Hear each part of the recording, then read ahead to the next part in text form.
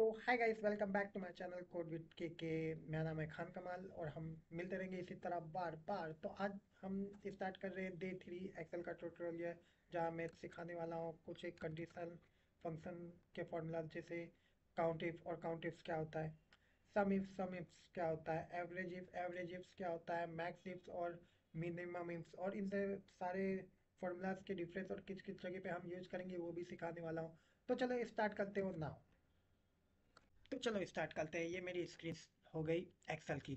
मेरे पास एक fraud deduction का डेटा है जो कि फाइनेंस सेक्टर में यूज होता है, जहाँ मेरे पास टाइप है, जोन है, अमाउंट है एंड अदर कॉलम्स है। बट आज हम तीन ही कॉलम पे काम करेंगे, टाइप्स, जोन एंड अमाउंट। तो चलो मैं दिखाऊं। हम आज यूज करने वाले हैं, जैसे मैंने बताया था, count if, sum if, average if. तो पहले हम इस फॉर्मूला को देखेंगे, ये फॉर्मूला क्या होता है और किस तरह वर्क करता है। तो काउंट काउंट से आपको समझ में आ रहा है, हम यहाँ लगाने के लिए हमें यूज करना पड़ेगा in equal to count if. First range हमारा मांग रहा है, काउंट इफ फर्स्ट मांग रहा है रेंज हमारा होगा बी कॉलम, जिस पे हम टाइप लिखा है। उसके बाद क्राइटेरिया हो रहा है पेमेंट। हमें बताता चलो, बी कॉलम हमने सिलेक्ट इसलिए किया था बिकॉज जो हमारा पेमेंट है वो सेम कॉलम बी पे ही मैप कर रहा है, इसलिए हमने किया। एंड यहाँ मैंने इंटर ऑलरेडी प्रेस हो गया है, तो इसका 539 आ रहा है, जो कि पेमेंट हमें यहाँ दिख रही है 539। एंड चलो मैं इसको नीचे तक ड्रैग कर देता हूँ। तो ये हमें सबका अलग अलग काउंट मिल गया। तो मैंने यहाँ बताया कि किसी स्पेसिफिक नंबर या एसक्यूज या किसी भी पर्टिकुलर सेल्स का अगर हमें काउंट निकालना है तो इस तरह मिलता है। चलो अब हम सम इसका यूज देखते हैं। सम, जैसा कि पता चला, सम हम किसी भी सारे सेल्स का टोटल वैल्यू निकालने के लिए हम यूज करते थे। इफ का मतलब क्या है? इफ मतलब हमें किसी पर्टिकुलर सेल का सम निकालना है पूरे रो डेटा में से, किसी एक ही कैटेगरी का या एक ही चीज।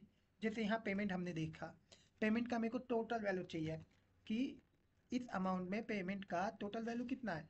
तो इसके लिए हम यूज करेंगे सम इफ। तो चलो हम यूज करते हैं सम इफ। इसमें हमसे मांग रहा है रेंज। रेंज क्या होगा हमारा? पेमेंट, बिकॉज मैंने बताया था लास्ट टाइम हमारा क्राइटेरिया पेमेंट है। एंड नाउ सम रेंज जब मांगता है तो हमें समझ जाना चाहिए वो किसी नंबर के रो को मांग रहा है, बिकॉज ना सम यूज हुआ, हमें नंबर का ही कॉलम सिलेक्ट करना पड़ेगा। तो यहाँ हमारा नंबर ही कॉलम होता है डी, बिकॉज ये अमाउंट है और हमें अमाउंट ही देखना है। Bracket close enter. तो मुझे मिल गया कि पेमेंट का कितना अमाउंट हो रहा है, ट्रांसफ़र का कितना अमाउंट है, एंड कैश आउट कितना हुआ है, डेबिट कितना हुआ है, कैश इन कितना हुआ है। तो अभी इसकी गिनती बड़ी लंबी है। हम देख सकते हैं कि ये लाखों में आ रहा है, 32,20,089। एंड अगर मैं इसको एक छोटा वैल्यू दे दूँ, लाइक अगर मैं इसको डिवाइड कर देता हूँ 1 लाख से 10,000, तो ये हमें मिल गया 32 लैक्स। एंड हम ऊपर भी इसे दिखा सकते हैं, ये एक शॉर्टकट है जो कंपनी में यूज होता है, क्योंकि कंपनी में बड़े बड़े नंबर नहीं, छोटे नंबर देखा जाता है। और यहाँ हम ब्रैकेट में इसको लैख लिख देते हैं। तो इस तरह कंपनी में हमारे स्टेक होल्डर को भी समझ में आ जाता है कि एक्चुअली हम क्या लिखे हैं। तो हम दिखा रहे हैं यहाँ 32,20,000 समथिंग अराउंड है। ओके, नाउ अब ये तो हो गया सम की बात। अब एवरेज इफ मतलब किसी पर्टिकुलर, जैसे हम पेमेंट देख रहे हैं कि एवरेज पेमेंट कितना हुआ होगा, तो उसके लिए हमें एवरेज इफ्स का यूज करना पड़ेगा।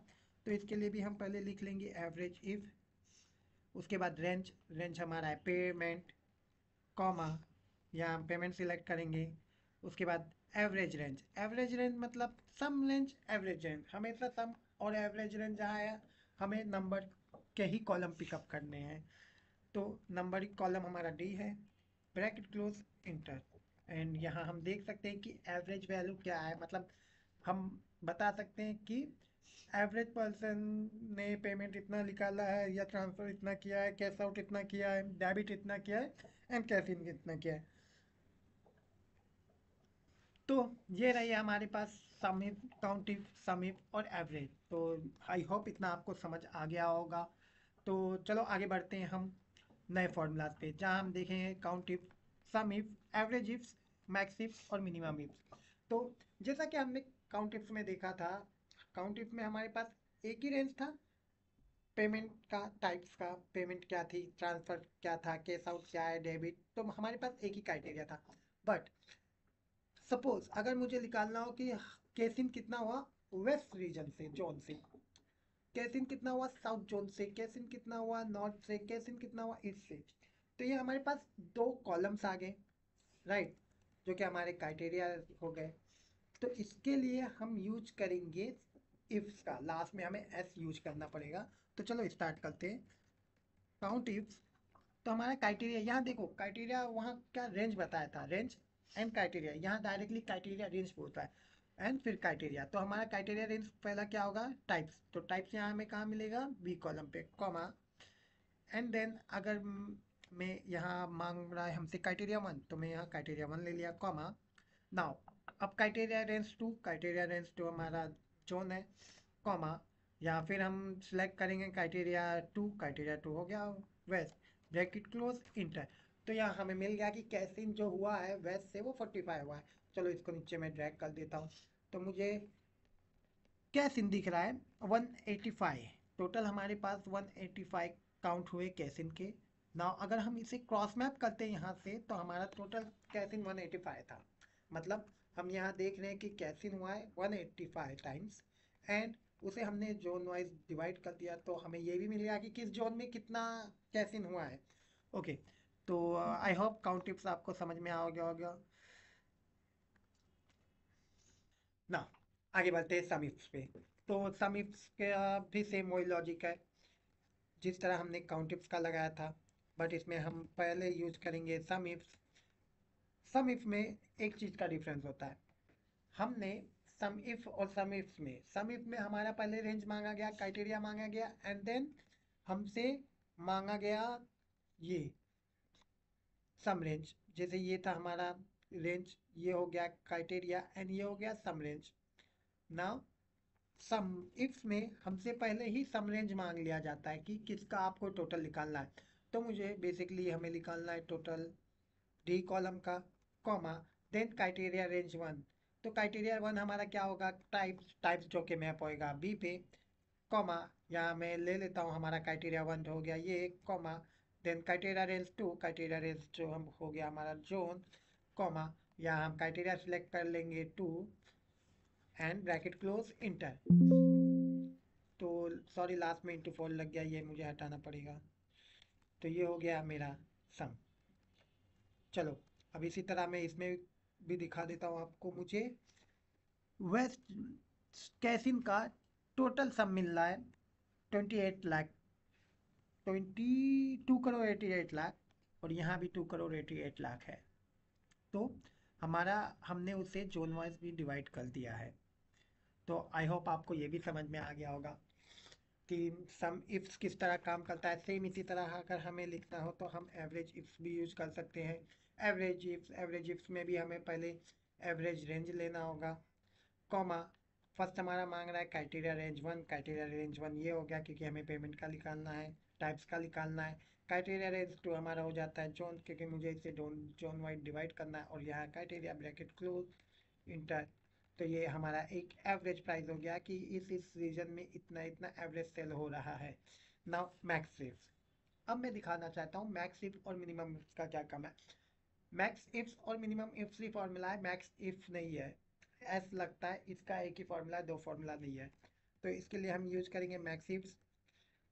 मैक्स मैक्स रेंज हमारा हो जाएगा अमाउंट। फर्स्ट क्राइटेरिया रेंज हमारा हो जाएगा पेमेंट। यहाँ भी हम सिलेक्ट करेंगे टाइप्स। देन हमें सिलेक्ट करना पड़ेगा अपना जोन, एंड यहाँ हम सिलेक्ट करेंगे क्राइटेरिया टू, इंटर। एंड ये हो गया हमारा मैक्सिमम होगा। तो मैक्सिमम इफ्स का मतलब ये होता है कि कैसिन वेस्ट जोन में सबसे ज़्यादा किसने किया, सबसे ज़्यादा अमाउंट वैल्यू 62, 6,28,000 की है। ओके, तो यहाँ मैक्स इफ्स ये बताने की कोशिश कर रहा है हमें कि कैसिन जो हुआ है वेस्ट रीजन में हुआ है, और वो भी सबसे ज़्यादा हुआ है 62 के, 62 lakh something around. Okay, now same यहाँ हमने ज़्यादा देख लिया, अब यहाँ हम देखेंगे कम। तो मिनिमम इफ्स हमसे मांग रहा है मिनिमम रेंज, जो कि हमारा होगा नंबर वैल्यू। उसके बाद क्राइटेरिया रेंज वन ये हो गया, यहाँ criteria range two, and second criteria, and then enter. तो यहाँ मिनिमम वैल्यू आ गई। तो मैं आपको बता रहा हूँ, ये डेटा हमें बता रहा है कि कैश इन वेस्ट में काउंट मतलब टोटल नंबर ऑफ काउंट 45 आए हैं। सम कितना हुआ है, सम भी हमें बता रहा है 66,81,000 समथिंग हुआ है। एवरेज कितना हुआ है, मैक्स कितना हुआ है और मिनिमम कितना हुआ है। तो ये हमारा डेटा हमें प्रेजेंट कर रहा है हर एक वैल्यू और चीज़ों को लेके। तो चलो मैं बता देता हूँ, तो दोनों में हमें बेस्ट फॉर्मूला क्या रहेगा। अपने लिए मैं हर एक डेटा में इफ का यूज करता हूँ, क्योंकि इसमें हम मल्टीपल रेंज एंड उस रेंज के क्राइटेरिया सिलेक्ट करते हैं। हमने यहाँ दो लिए, पर समटाइम्स ऐसा आता है कंपनी में 10 से 15 रेंज होती है, 20 20 रेंज होती है। तो वो टाइम पे हमें ये यूज करना पड़ता है। तो ये हमारे लिए काफ़ी हेल्पफुल होता है। एंड देन मैं आशा करता हूँ आपको ये वीडियो पसंद आई होगी एंड आपको मज़ा आया होगा इस वीडियो में।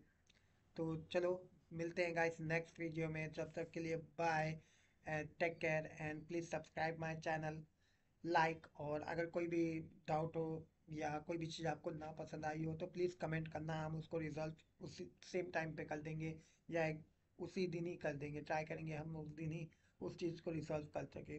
तो चलो मिलते हैं नेक्स्ट वीडियो में, बाय।